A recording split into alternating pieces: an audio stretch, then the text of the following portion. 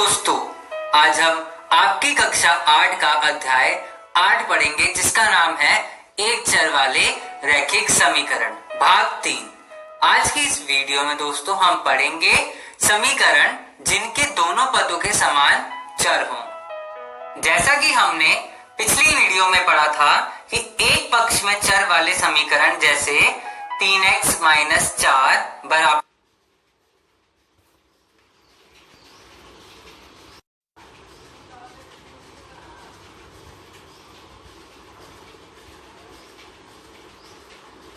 बराबर 2, दूसरा 16 बराबर y + 4 आदि का मान ज्ञात करना हमने सीखा था।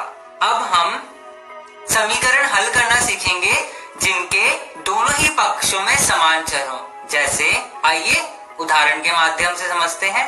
समीकरण है हमारे पास 2x - 3 बराबर x + 2। ऐसे समीकरण को हम इस वीडियो में हल करना सीखेंगे। चलिए आइए दोस्तों उदाहरण लेते हैं पहला कि हमारे पास एक समीकरण है 5x - 6 बराबर 2x + 15। अब हमने देखा कि बाएं पक्ष में भी 5x है और दाएं पक्ष में 2x है, मतलब दोनों ही पक्षों में चर है। इस समीकरण को हम कैसे हल करते हैं? सबसे पहले हमने दोनों समीकरण के चर को देखा।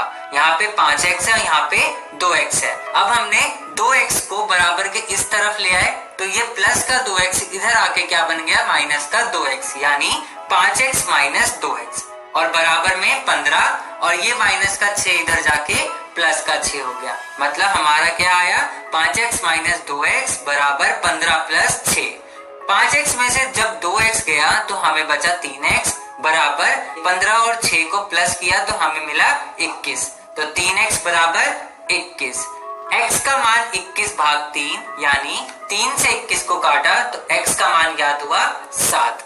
ओके दोस्तों, ये हमने दोनों ही पक्षों में समान चर वाले समीकरण को हल किया।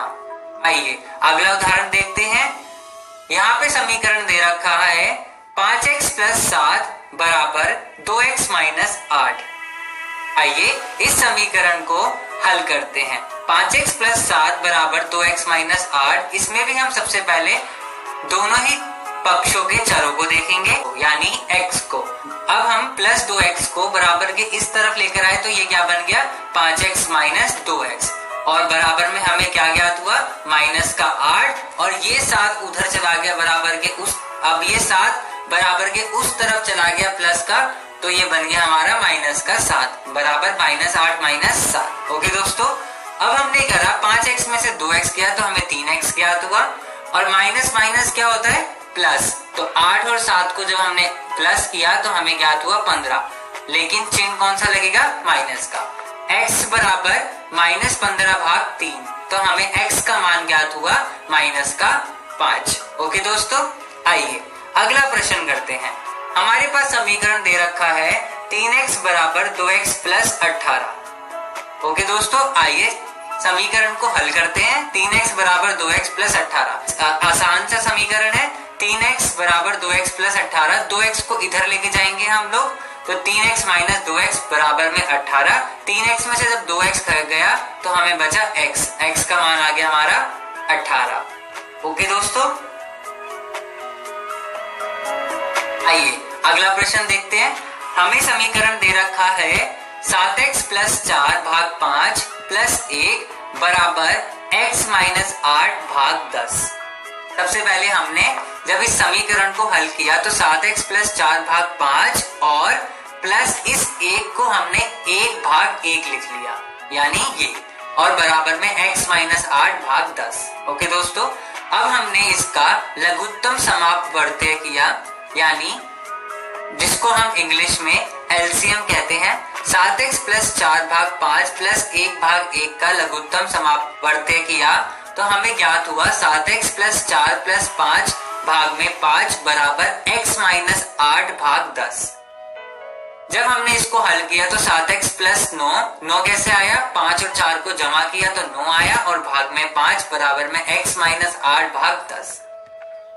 अब हमने जब इसको आगे हल किया तो हमने 5 की गुणा इस x - 8 से करी और इस 10 की गुणा 7x + 9 से करी। जब हमने 10 की गुणा 7x प्लस 9 से और 5 की गुणा x माइनस 8 से करी तो हमें ज्ञात हुआ 70x प्लस 90 और बराबर में 5x माइनस 40। अब हमने 70x और यहाँ पे 5x दोनों में चर समान है तो हमने 5x को बराबर के इस तरफ लेके गए, यानी 70x माइनस 5x हुआ और माइनस का 40 और ये प्लस का 90 इधर जाके माइनस का 90 हो गया। अब हमने इसको हल किया तो 65x आया और बराबर में माइनस का 130 आया। x का मान निकाला माइनस का 130 भाग 65, यानी x का मान हमारा आया माइनस का 2। ओके दोस्तों,